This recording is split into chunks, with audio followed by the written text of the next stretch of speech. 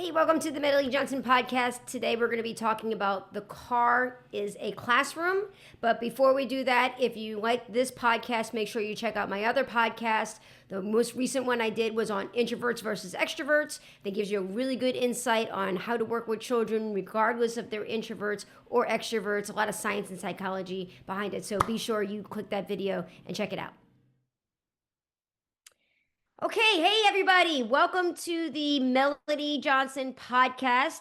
If you've been to my podcast or listened to my podcast before, you're going to notice that this is a little bit different of a format. We're actually doing this as a live Zoom recording with some of the highest level martial arts school owners in our industry. We have schools here from our VIP membership.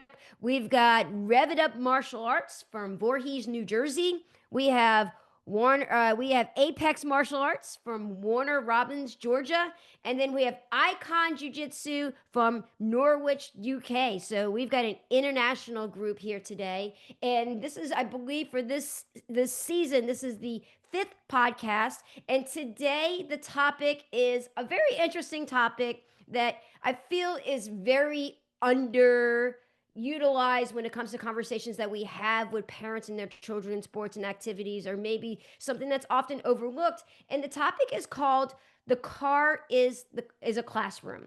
And the concept is that if you are a parent and you're listening to this, realize that the car ride experience that you have with your child when you're taking them to sports, whether it's martial arts, soccer, football, tennis, dance, cheer, so forth, is an experience that shapes how they're going to perform that day on the mat, on the court, on the field, and so forth. And at the same time, the car ride home also shapes how they perceive their sports experience. And it can either make them very excited about the sport, or it can really demotivate them. So we're going to dive into the science and psychology behind the car ride and how you can maximize the impact that you have with your children and their particular sport. So the first thing is, let's talk about before a child ever steps on the mat, steps on the field, when they're getting in the car. And based on your tone, your energy, and your expectations, that's going to shape how the child experiences their entire sport. So common phrases that parents use that what they don't realize actually sabotages their practice or their experience before it even begins.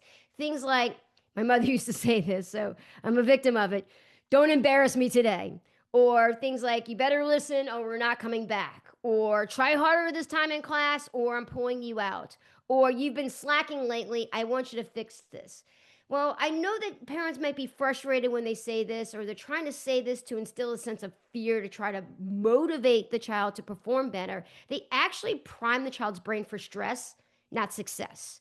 So, we're going to go over the neuroscience behind that. The first things first is, in the brain, there's what's called predictive processing. So, children's brains, they try to conserve energy. So, predictive processing is a way of forecasting how the events are going to unfold. Things like routines, things like habits, all of those things, if the brain can anticipate what's going to happen, or the brain gets acclimated to certain routines, like in the morning before school, it conserves their brain's energy for other things. So, on the way to their sport or activity, the brain is also predicting and forecasting and processing what's going on prior to them entering the classroom or entering the field. So if the past car rides have been including yelling or guilt or shame, their brain is associating the activity with fear before they actually even get there. So this activates the brain's stress response system, even though nothing negative is actually happening yet, which is very counterproductive. The other thing that happens is that their cognitive load increases. So the pressure to do well, it actually adds this mental clutter, which reduces their working memory, meaning that they're less likely to retain cues on the mat or on the field and retain corrections from their coaches and instructors. So if you are saying you better do well today, or I expect you to try hard, their predictive forecasting is, ooh, even before I get there, this is not a good experience. And now the brain brain is overwhelmed with this pressure to perform well. And although parents may mean well, it's actually doing the opposite for their cognitive load. The other counterproductive thing that happens when you're using these threats, coercions, and shame and so forth is they have this sense of loss of autonomy, which is basically this external pressure that you put on them robs them of their own sense of ownership, which is a core component of motivation. The goal is to trigger ownership in a way that makes them want to be intrinsically motivated when they enter the classroom or when they step on the field, not extrinsically motivated in a negative way. Another thing that happens in a child's brain when you're using these threats, coercions, and shame and so forth on the car ride there is that their brain goes into what's called this fight or flight activation. So it's basically, we discuss in the pediatric ninja specialist program, the amygdala, the body stress response system. Even if you don't mean it, you're triggering this threat in their brain. And when that happens, children, especially in the younger age, they may actually have this freeze mentality and check out of their sport or check out a class before they even step into the dojo or before they even step onto the field. And what happens is they may tend to act goofy or they may act lazy just as a defense mechanism that's going on because they're having a hard time processing all of these threats and these expectations that are happening on the way to their actual activity. Another thing that may happen is they may refuse to participate. Not because they hate the activity, but because they associate it with emotional distress. So I've had these conversations with parents before, especially with the younger kids when they come into class. If they're hiding behind their parent, if they're hiding behind their mother, they're hiding behind their father, and they don't even want to step on the mat, and we have a discussion on let's try again next class, I'll pull the parent aside and say, prior to bringing your child to class, in the car ride here, this is some advice that I want to give you for your child prior to them coming into the studio, and let's see if that makes a difference. And it actually makes a huge difference. So here are things that parents can say to their child on the drive to their practice. Use this as a confidence primer, not we call it a pressure cooker. Things like, no matter what happens today, I'm proud of you for showing up. Other things like, you've worked hard, just keep learning, keep having fun when you get there. Or, what are you most excited to try today? I've even changed my phrase when I'm talking to my son on the way to soccer. Instead of saying, are you excited about your soccer game? I'll say, what are you most excited about? And what that does is it really engages his prefrontal cortex and helps him think on his own autonomy, on his own individual concepts of what he's excited about, which is definitely more powerful than just trying to implant that, are you excited today? Uh, Another thing that you can do would be on their way to their actual practice is to encourage ownership. Things like, is there anything that you want to focus on today? Or how can I support you before you go into the classroom? Or how can I support you before you go onto the field? Those types of things are very powerful because it allows them to become more emotionally engaged without feeling pressure from the parent, right? They're doing it on their own autonomy. And then another thing is to have a ritual. So for my son, when we go to football, when I've driven him to football practices, football games, soccer practices, he loves to roll the windows down in my car and he loves to play his own type of music. And because of that ritual, he attaches it to a fun experience. When I get in mommy's car, the windows go down, I put on my favorite music, and on the way to soccer, on the way to football, it's a really fun bonding experience. Another thing is sometimes we'll just sit in comfortable silence, especially when my son's the most nervous. If he's nervous, I'll say, do you want to roll the windows down? Do you want to play music? Do you want to have a conversation? Or do you want to sit in silence? And there are times where Van will say, I just want to sit in silence. And that's what we do. We sit in silence and we let him internalize what is he's going to anticipate when he goes to practice. Or other things that you can do that are beneficial to the child on the car ride there is saying things like, you've got this, I believe in you.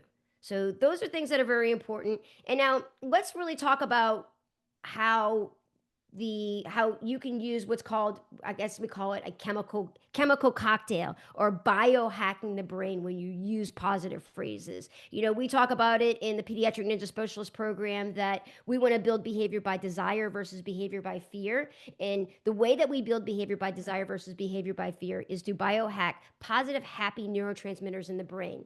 And those are dopamine, oxytocin, serotonin, and endorphins. So, on the car ride to practice, as a parent, if you focus on triggering these four chemicals, you're going to get a much better experience, or you're going to pull a much better experience out of that child during their activity. So, dopamine is for motivation. What can you say to motivate the child that day? Things like, you've got this, things like, I believe in you. How can you trigger oxytocin in their brain? Oxytocin is a bonding chemical. So things like, let me give you an example. When my child is jumps in Jill's car and he's going to school, he's going to soccer practice, we have this little routine that we do that triggers dopamine. He kisses both cheeks, kisses me on the forehead, he rubs it in, he gives me a hug, he blows me a kiss, I catch it and put it in my heart. I blow him a kiss. He catches it and puts it in on his heart. And we do this every single time I walk him to the car. Not just to soccer, to school. He's having a sleepover at his Mammy and Papa's tonight. I'll do it. And that triggers this dopamine, and it makes a positive, sets up the mood and tone for a positive experience. Another thing, serotonin, satisfaction chemical. What do you want to focus on today?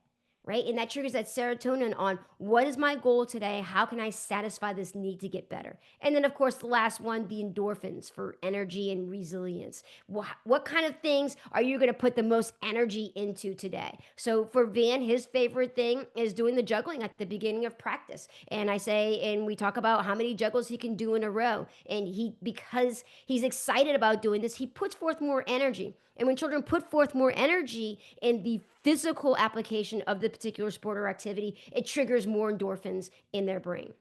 So the way to practice, it sets the tone and it helps seal the experience that they have. So as a parent, please keep in mind you have two powerful windows to shape your child's mindset when it comes to their sport. On the way to practice, but also on the way home from practice. So let's dive into that. What happens in the car after practice or a game might seem like a very small moment, but it is everything. This is the moment when their nervous system is still processing their performance from that particular game or from that particular martial arts class. Their inner voice is being shaped by the external feedback that they received on the mat, but also that they're receiving from you on the car ride home. And also, the love for that activity is either deepened or destroyed. Unfortunately, well meaning parents often turn the car ride home into an unintentional, what I call performance review, peppered with things like, you weren't paying attention, or if you don't start trying harder, you're not going to be able to get your next belt, or you're not going to get to be able to play in the next game, or you embarrassed yourself today. How could you be so lazy? Or you better try harder next time. Those types of things, the results help begin to prompt the brain to associate that activity, something that they once loved, with stress, anxiety, and conditional acceptance.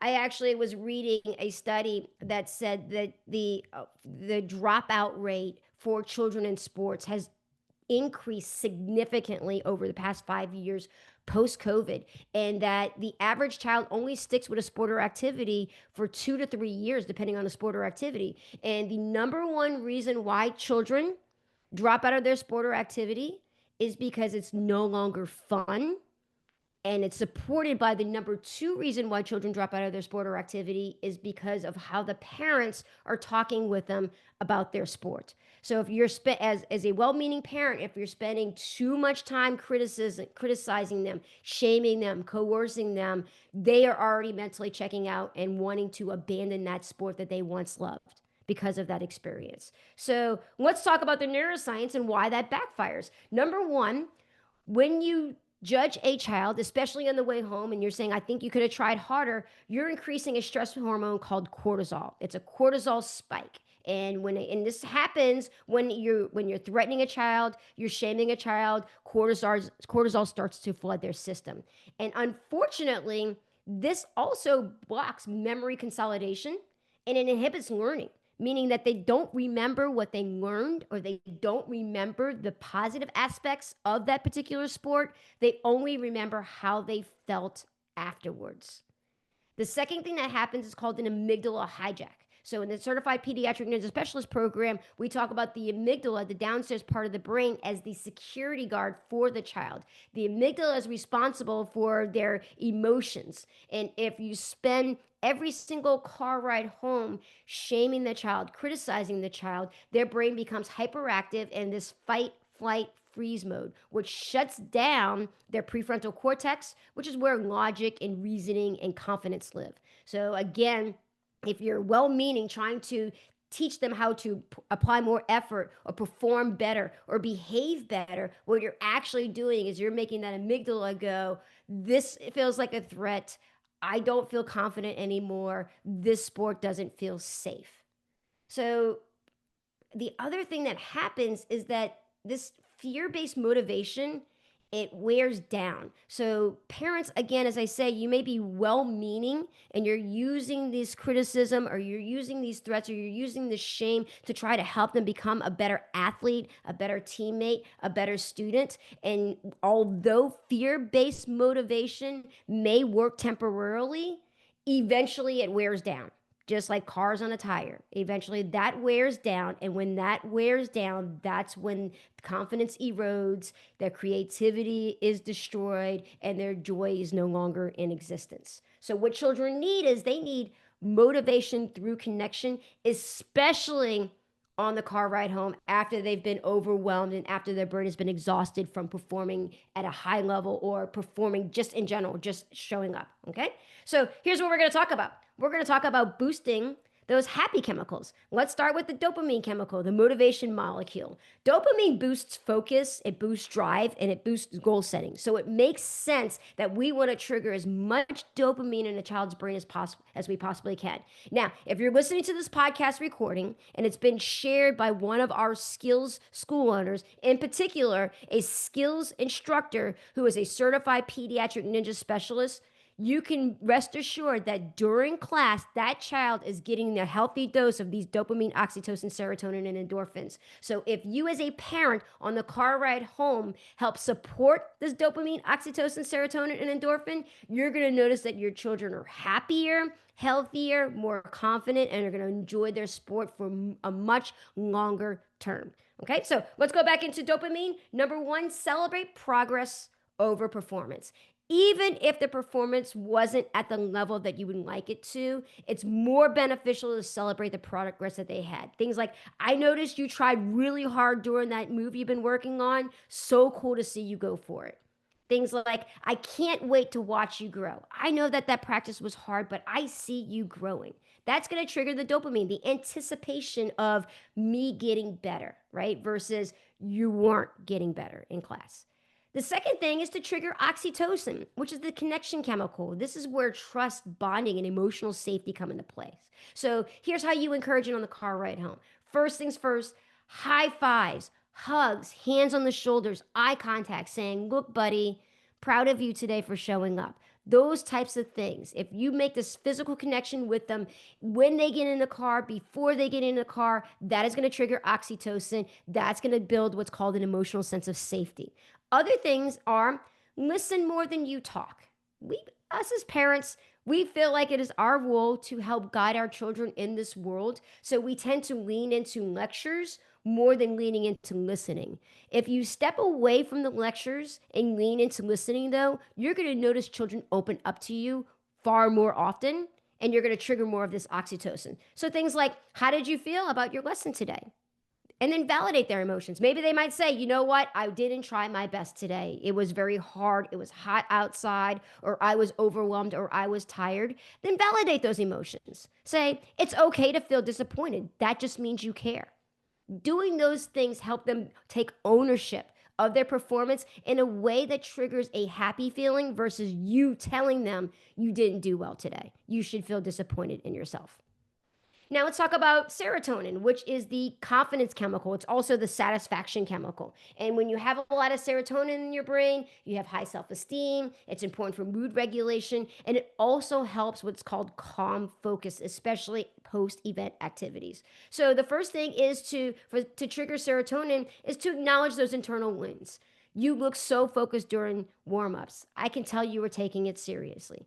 And then other things that you can do associated with serotonin is add novelty in it. Give them choices. Do you want to go swing by the park? Do you want to grab ice cream? Or do you want to head straight home?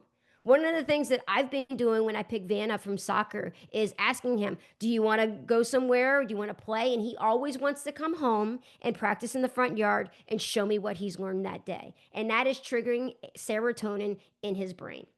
And then the last thing is the endorphins, which is the joy chemical, which is when children have a lot of endorphins, they have a lot of resilience, it's stress relief, and it gives them more energy. So, things that I recommend you intentionally trigger on the car ride home is things like laugh about something funny that happened. What was the funniest thing that happened in practice today? What was the funniest thing that your coach said or that your friend said? Playing upbeat music on the ride home to shift the mood, doing dances, or celebrate just simply by saying, what's something that we can do to celebrate that you did great in class today, right?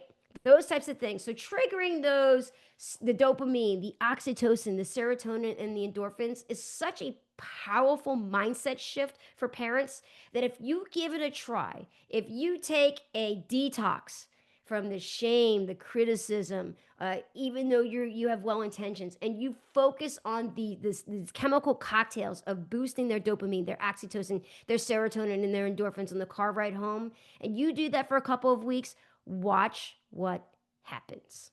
Okay? So let's talk about long term impact of post practice connection. When kids feel safe, seen, and supported, they number one, stay engaged in their sport or activity longer, which is the goal, right? Number two, develop intrinsic motivation instead of relying on pressure.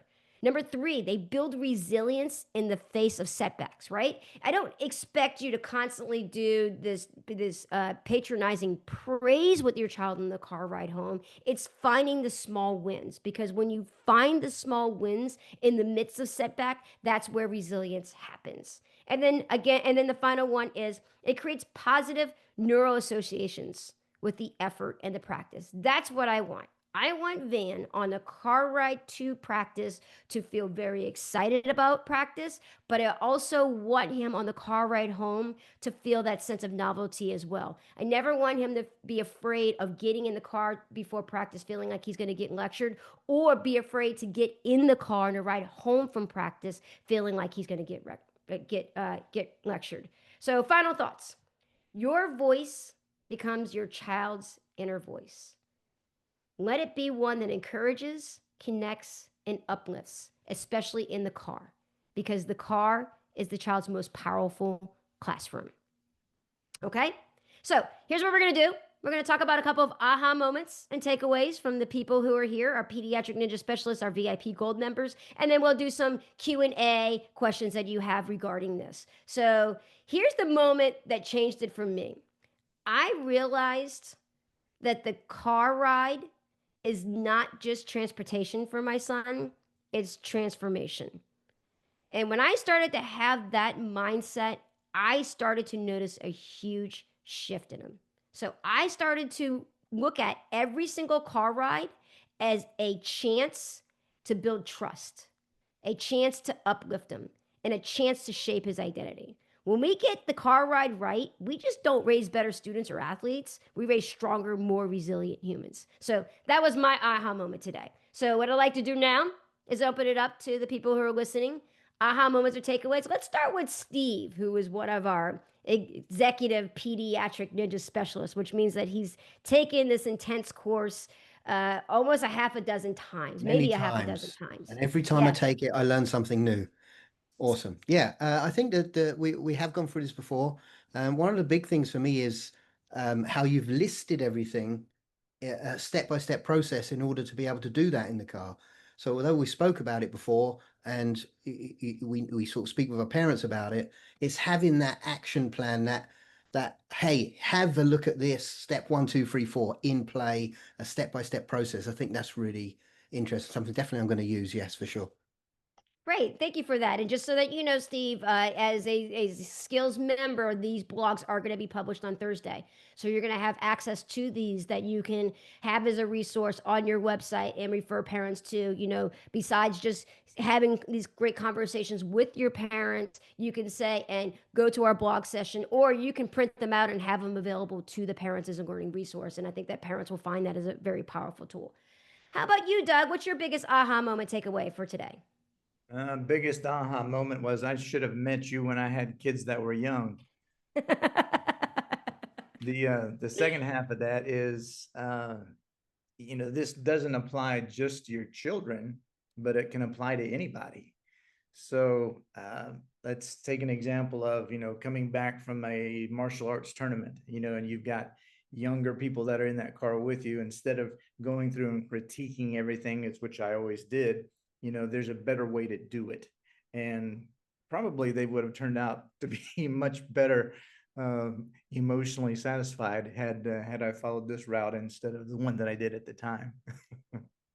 Absolutely. I reflect back to me in my tournament days, and I would ask my mother where the tournament was. And this was when I lived in New Orleans, and she would say something like Mobile, Alabama. And I'm like, oh my God, this is going to be the longest car ride there and the longest car ride home. And let me tell you something, I reflect back, and when I even drive through specifically Mobile, Alabama, because that was where one of the national tournaments was, even now till this day. I guess I haven't driven from Florida to New Orleans in a really long time. I think 2011 was the last time. It's crazy that I even remember that. With a friend of mine, we took a road trip, and I remember driving through Mobile, Alabama, and being triggered and having this anxiety. And it was just remembering that experience. And a lot of it was not just a car ride there, but I remember that I won nationals. And this is back when we didn't have the phone cameras. We had these big camcorder things. And my mother I won first place in forms. My mother still made me look in this little window thing and look at my form and critique it and tell her all the things that I did wrong. Now, I know that her intentions were well. That is one thing that I do have to give my mother credit, is that she wanted me to be a champion. She knew I had it in me. But what it did was counterproductive to my desire to want to stick with martial arts. And I never wanted to go to class, and I always wanted to quit. It wasn't until I started teaching martial arts that I really became passionate about it. But I think of those car rides home, and I wonder like what kind of positive impact that would have had on me. It definitely wouldn't have triggered me when I went through Mobile, Alabama. It would have probably been more positive experiences, like when I go to Key West, right? So that is a great point, and thanks for sharing that. So if you're a parent, here are a couple of questions I just want you to ask yourself as you're listening to this. Number one is, have you ever caught yourself saying something in the car that you immediately wish that you could take back? And I'm not trying to say this to make you feel bad. Is when you reflect on those things, what you're doing is you're creating a footprint in your brain to say, "Ooh, I remember when I said that, and I wish I wouldn't have. I wish I could have taken it back. So I'm going to make sure that I don't say that again." Another thing on implementation, what's one phrase you want to start using with your child when you're driving them to class or you're driving them to their sport or activity? And another thing, what kind of tools or visuals might help you become more mindful in the car ride, right? Maybe there is maybe you write a sticky note, on the things that you're going to say to your child on the car ride there and a car ride home, and you stick them on your dashboard just to remind you how impactful this lesson is. As I mentioned at the opening of this podcast, this is a very serious topic for parents to be mindful of, yet it's often overlooked. Parents don't really realize the impact that they have on the car ride to and the car ride home, and the impact it has on their child. And that's why I really like this topic, that the car ride is a classroom, because if you start to look at it as an opportunity, as I mentioned in my aha moment, every ride is a chance to build trust, to uplift my child, to help shape his identity. When you start to have that mindset, big things happen in your child. So I hope this podcast resonates with you. I hope it really makes you think, and I hope it is a game changer when it comes to your child and their sport. So I'll wrap it up there. And I just really quickly want to thank you guys for attending. Thank you, Chastity. Thank you, Steve. Thank you, Doug, very much. If you like the Melody Johnson podcast, my big ask is to share it with anybody you feel is going to find beneficial, your parents, other teachers, other friends, even your coaches. If you're listening to this, share it with them. Maybe they didn't see it. And of course, if you are on YouTube, you can also follow me at the Melody Johnson podcast. Hit that subscribe so that you stay up to date with podcasts just like this. Lots of great topics to unpack in the future. So thank you for listening. And for those of you who are here live, thank you very much for listening.